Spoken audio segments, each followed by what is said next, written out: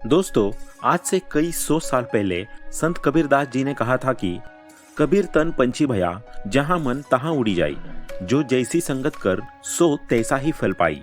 यानी कि जब हमारा शरीर मन की बात मानने लगता है या उसकी संगति में पड़ जाता है तो वो पक्षी की तरह इधर उधर भटकने लगता है। वो एक जगह फोकस ही नहीं कर पाता।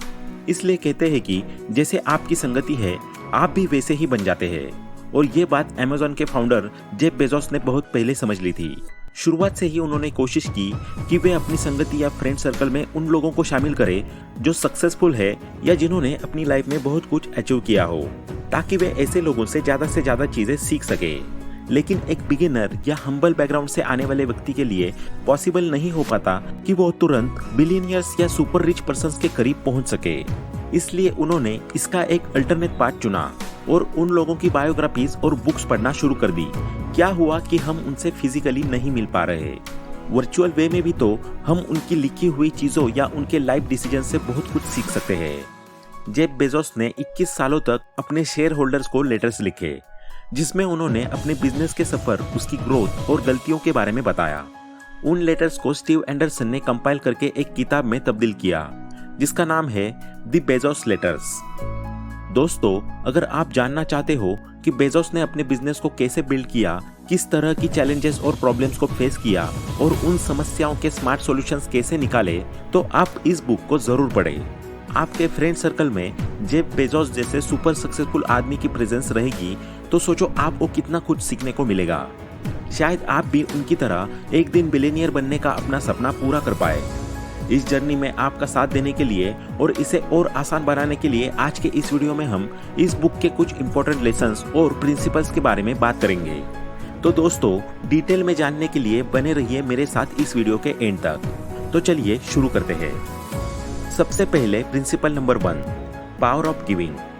दोस्तों, बेजोस हमेशा कहते हैं giving is receiving end taking is losing. इसका मतलब है कि जितना आप दूसरों को दोगे उतना ही आपको वापस मिलेगा। अमेज़न ने हमेशा अपने कस्टमर्स को कुछ ना कुछ एक्स्ट्रा देने की कोशिश की, जैसे फ्री शिपिंग, एक्सक्लूसिव डील्स और डिस्काउंट्स, जिससे उन्होंने लाखों कस्टमर्स का दिल जीता और लॉयल्टी हासिल की। गिविंग का मतलब हमेशा पैसे देना नहीं होता। आप अपने टाइम, नॉलेज और काइंडनेस से भी लोगों को बहुत कुछ दे सकते हो। भारत का इतिहास देखो, जब लोग ज्यादा देने में यकीन रखते थे तब हमारा देश सोने की चिड़िया कहलाता था। आज का इंडियन यूथ फिर से अपनी वैल्यूज की ओर लौट रहा है और गिविंग के पावर को समझ रहा है। यही वो थॉट है जिसके सहारे हमारा देश दुनिया में फिर से अपना मुकाम हासिल कर सकता है। गिविंग सिर्फ इंडिविजुअल लेवल पर ही नहीं बल्कि बिजनेस लेवल पर भी होता है। जैसे अमेज़न ने अपने बिजनेस में फेड कॉन्सेप्ट का इस्तेमाल किया। फेड का मतलब है फ्री, एक्स्ट्रा या डिस्काउंट। अमेज़न ने अपने प्राइम मेंबर्स को फ्री शिपिंग ऑफर किया और कस्टमर्स का ट्रस्ट जीतकर अपना बिजनेस एक्सपांड किया। आप भी अपने बिजनेस में ये स्ट्रेटेजी अपना सकते हो। अपने कस्टमर्स को छोटी छोटी चीजों में कुछ एक्स्ट्रा या फ्री देकर आप उन्हें अपने साथ जोड़ सकते हो। ध्यान रहे, कस्टमर्स को सिर्फ वैल्यू फॉर मनी नहीं बल्कि मोर वैल्यू फॉर मनी चाहिए। जितना आप उन्हें वैल्यू दोगे उतना ही आपका बिजनेस ग्रो करेगा। नेक्स्ट प्रिंसिपल नंबर 2, TEM, यानी कि टाइम, एनर्जी और मनी को कम करना। दोस्तों, बेजोस ने हमेशा इस बात का ध्यान रखा कि अमेज़न के कस्टमर्स का टाइम और एनर्जी बच सके।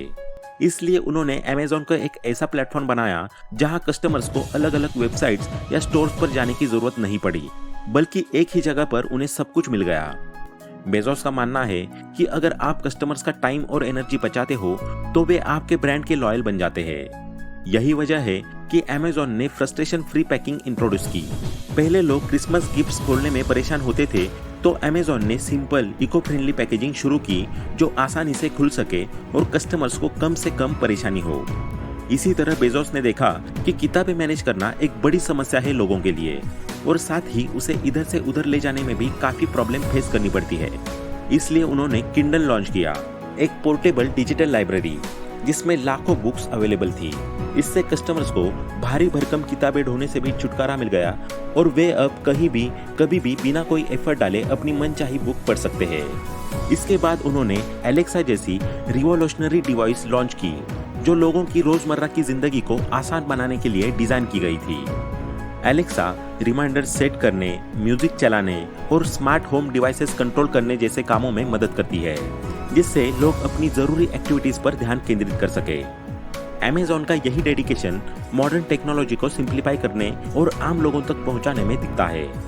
Amazon के जस्ट वॉकआउट टेक्नोलॉजी वाले स्टोर्स भी इसी डेडिकेशन का हिस्सा है, जहां कस्टमर्स बिना चेकआउट लाइन में समय बर्बाद किए शॉपिंग कर सकते हैं। सिंपली आप स्टोर में जाइए, जो चाहिए उठाइए और बिना चेकआउट प्रोसेस के घर लौटाइए।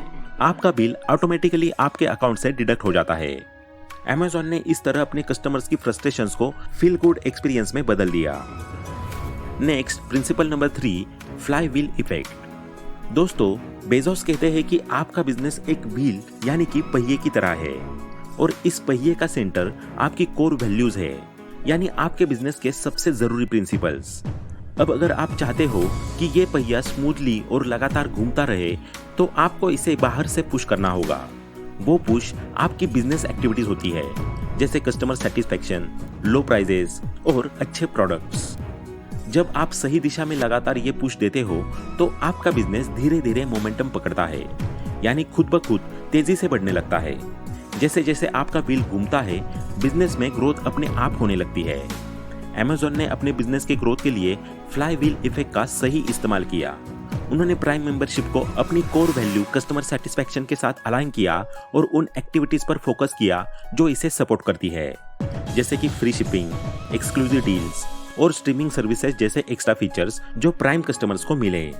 इन एक्टिविटीज ने न सिर्फ कस्टमर सेटिस्फैक्शन बढ़ाया, बल्कि Amazon का रेवेन्यू भी इंक्रीज किया। आप भी अपने बिजनेस में फ्लाई व्हील इफेक्ट को अप्लाई कर सकते हो।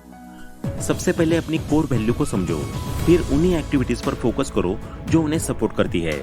फॉर एग्जाम्पल, अगर आपकी कोर वैल्यू सस्टेनेबिलिटी है, तो आप इको फ्रेंडली प्रोडक्ट्स का इस्तेमाल करें, कस्टमर्स को जागरूक करें और लाइक माइंडेड पार्टनर्स के साथ कोलैबोरेशंस करें। इससे आपका बिजनेस सस्टेनेबल मार्केट में लीडर बन सकता है। अब next, principle number 4, encourage successful failures. दोस्तों, बेजोस का मानना है कि अगर आप रिस्की आइडियाज में इन्वेस्ट नहीं करते, तो आप कभी बड़े पैमाने पर नहीं सोच सकते और ग्रोथ नहीं कर सकते। ज्यादातर लोग और कंपनियां फेलियर से डरती है और इसे अवॉइड करने की कोशिश करती है, लेकिन बेजोस मानते हैं कि फेलियर्स वैल्यूएबल होते हैं, बशर्ते आप उनसे सीखें और आगे बढ़े।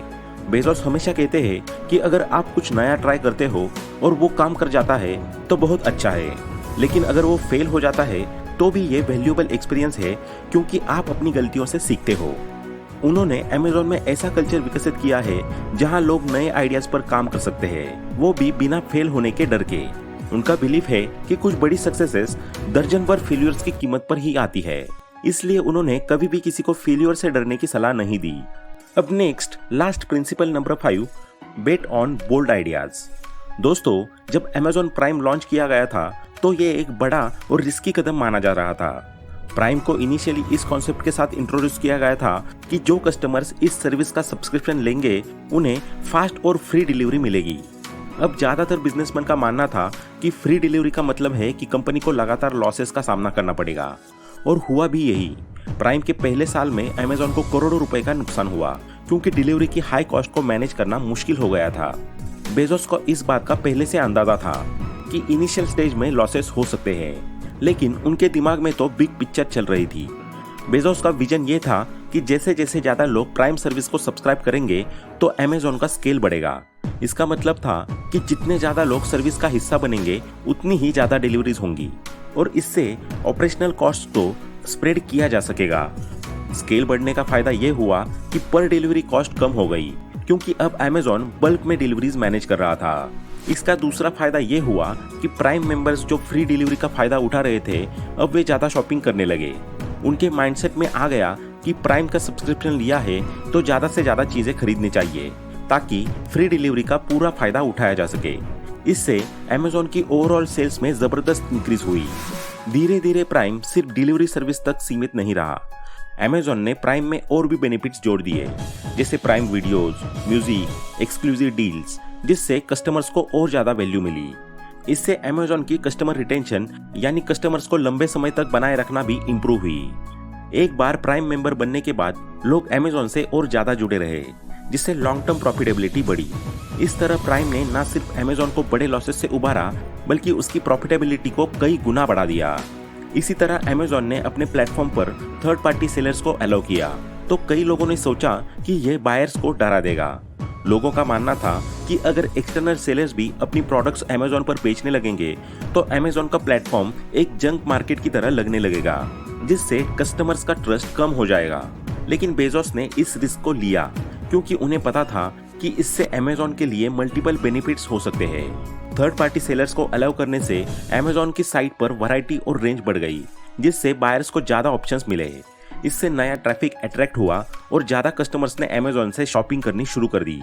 अमेज़न ने थर्ड पार्टी सेलर्स से हर सेल पर कमीशन लिया, जनरली 15%, जिससे उनका रेवेन्यू बढ़ा। इससे न सिर्फ प्रोडक्ट वैरायटी बढ़ी बल्कि अमेज़न के लिए एक स्टेडी रेवेन्यू सोर्स बन गया। अमेज़न को ज्यादा इन्वेस्टमेंट किए बिना ही ज्यादा प्रोडक्ट्स और सेलर्स से अर्निंग होने लगी। इस तरह जो कदम रिस्की माना जा रहा था उसने अमेज़न को नई ऊंचाइयों तक पहुंचा दिया। थर्ड पार्टी सेलर्स और प्राइम दोनों ने अमेज़न की ग्रोथ में अहम भूमिका निभाई, जिससे कंपनी एक ग्लोबल ई कॉमर्स जाइंट बनी। तो दोस्तों, अगर आप भी एक बिजनेसमैन है या नया बिजनेस शुरू करने की सोच रहे हैं तो इन प्रिंसिपल्स के बारे में पता होना बहुत ही ज्यादा जरूरी है। हो सके तो इन प्रिंसिपल्स को अपने जीवन और स्ट्रैटेजी का हिस्सा बनाइए और जेफ बेजोस की तरह सक्सेस की बुलंदियों तक पहुंचिए। तो आज के लिए बस इतना ही। आशा करता हूं कि आपको इस वीडियो से काफी कुछ सीखने को मिला होगा।